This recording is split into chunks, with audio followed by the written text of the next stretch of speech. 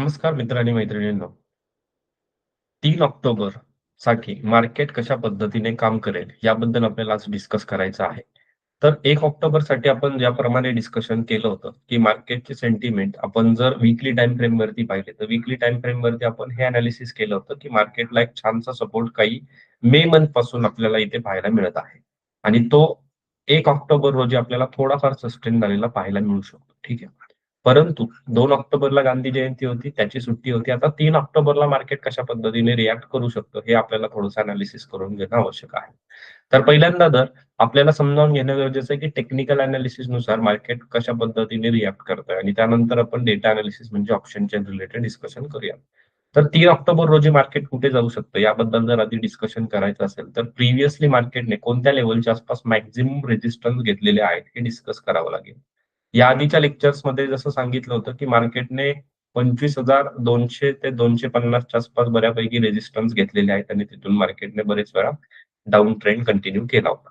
आता recently market कुठे आहे? तर मार्केट आहे 24,836च्या आसपास. रिसेंट रेझिस्टन्स कुठे घेण्याची शक्यता आहे? तर मला असं वाटतंय, की रिसेंटली जर तुम्ही चेक केलं, तर कोणत्या अशा लेव्हल्स आहेत on a weekly time frame. तर पहिली गोष्ट ही एक आपल्याला इम्पोर्टंट लेव्हल म्हणू शकतो, की या लेव्हलच्या आसपास मार्केट थोडंसं रिएक्ट करू शकतं. जर मार्केटला इथे जाऊन परत खाली येऊ शकतं किंवा मार्केट इथे जाऊन टाईमपास सुद्धा करू शकतं, असं आपण कन्सिडर करूयात. मग आपल्यासाठी उद्यासाठी म्हणजे 3 ऑक्टोबर रोजी जर आपल्याला एखादी लेव्हल मेन्शन करायची असेल, तर मी असं म्हणेल, की मार्केट रिसेंटली या लेव्हलच्या आसपास बरेच वेळा मार्केटमध्ये रेझिस्टन्स फेस केलेला आहे. तर ही एक इम्पोर्टंट लेव्हल राहू शकते. ही कोणती इम्पोर्टंट लेव्हल आहे on a weekly time frame? तर मला हे लक्षात येतंय, की 24,980 च्या आसपास ते 25,000 या एरियामध्ये मार्केट मॅक्सिमम रेझिस्टन्स घेण्याची शक्यता आहे. बरं. याच्या अलीकडे कोणती लेव्हल राहू शकते का? तर 24,950 म्हणजे आपण जर कॅल्क्युलेट करायला गेलो, तर ओव्हरऑल हा पूर्ण झोन सुद्धा ड्रॉ करून आपण असं म्हणू शकतो, की मार्केटमध्ये अशा पद्धतीने उद्यासाठी म्हणजे 3 ऑक्टोबरसाठी रेझिस्टन्स फेस करू शकतो, तर मार्केट अपसाइडला जात असेल तर. बरं. हेच आपण जरासं थोडंसं डेली टाईम फ्रेमवरती आलो, तर डेली टाईम फ्रेमवरती आपल्याला काय लक्षात येतं? तर डेली टाईम फ्रेमवरती एक ठीक-ठाक रेझिस्टन्स आपल्याला इथे फेस करायला मिळतात. आपण या आधीच्या लेक्चर्समध्ये बघितलं, की मार्केटमध्ये कशा पद्धतीने बाउन्स बॅक केलेला आहे. इथे तर थोडंसं बाउन्स बॅक केलेलं आहे नो डाउट. आता एक छोटासा रेझिस्टन्स मार्केटला जर फेस करायचा असेल, तर छोटासा रेझिस्टन्स तुम्ही उद्या मार्केटमध्ये चेक करू शकता, की 2 दिवस किंवा 2 किंवा 3 दिवस मार्केटने या लेव्हलला रिस्पॉन्ड केलेला आहे, असं आपण कन्सिडर करूयात. या लेव्हलच्या आसपास मार्केटने इथे रेझिस्टन्स घेतलेला आहे. कोणती लेव्हल आहे? तर ही लेव्हल आहे 24,875. या लेव्हलला 1 तारखेला सुद्धा रेझिस्टन्स घेतलेला आणि यापूर्वी रेझिस्टन्स घेतला होता. लक्षात घ्या. म्हणजे ही एक इम्पोर्टंट लेव्हल आहे. या लेव्हलच्या वर मार्केट सस्टेन होत असेल, तर आपण नेक्स्ट टार्गेट ठेवू शकता. म्हणजे टार्गेट असू शकतं आपल्यासाठी 24,950 च्या आसपास. 24,950 ते 24,080 या झोनमध्ये मार्केट थोडंसं रेझिस्टन्स फेस करू शकतं. मग उद्यासाठी मार्केट जर या लेव्हलच्या वर ओपन होऊन थोडा वेळ टाईमपास करून जर मार्केट सस्टेन होऊन जर अपसाइडला जात असेल, तर आपलं फर्स्ट टार्गेट इथे मेंटेन करू शकता. जर मार्केटला याच लेव्हलच्या आसपास रेझिस्टन्स फेस करायचा असेल, तर मार्केट इथूनच डाउन साइडला जाण्याची सुद्धा शक्यता आपण नाकारू शकत नाही. तर या दोन्ही गोष्टी ॲज पर टेक्निकल अनालिसिस आपल्याला ऑन अ डेली टाईम फ्रेमवरती आणि वीकली टाईम फ्रेमवरती आपण पाहिल्या. 15 मिनिटाच्या टाईम फ्रेमवरती जर जाऊन चेक करूया थोडंसं. 15 मिनिटाच्या टाईम फ्रेमवरती सुद्धा एक तोच रेझिस्टन्स मला छानसा वाटतोय, की जिथे मार्केटने बरेच वेळा इथे एकदा मार्केटने किंवा या लेव्हलला जर तुम्ही आलात, तर इथेही मार्केटने यापूर्वी थोडासा रेझिस्टन्स फेस केलेला पाहायला मिळेल. जर मी हीच लाईन थोडीशी पुढे ड्रॉ करून आणत असेल, तर जरासं चेक करू शकता.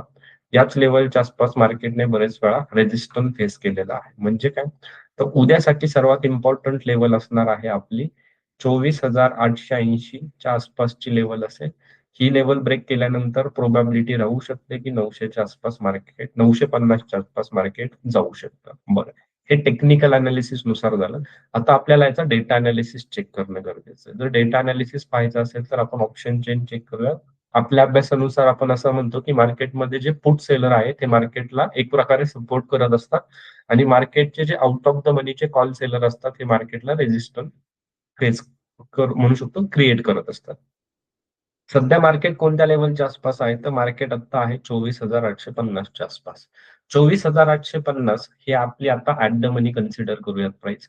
आता आपण कॉल साइडचा पहिल्यांदा डेटा चेक करूयात, की कॉल साइडचे जे इन द मनीचे जर तुम्ही चेक कराल, तर इन द मनीचे जे काही कॉल रायटिंग झालेले आहेत किंवा कॉल इथे सेल करून गेलेले आहेत असं म्हणू शकतो. या लोकांनी स्वतःचे पोझिशन स्क्वेअर ऑफ केलेले दिसतात. स्क्वेअर ऑफ म्हणजे मार्केटमधून आता एक्झिट केलेले आहेत. म्हणजे हे कॉल सेलर होते या लेव्हलला, या लोकांचा आता कॉन्फिडन्स कमी झालेला आहे. त्या लोकांनी स्वतःचे पोझिशन्स इथे एक्झिट केलेले आपल्याला पाहायला मिळतात.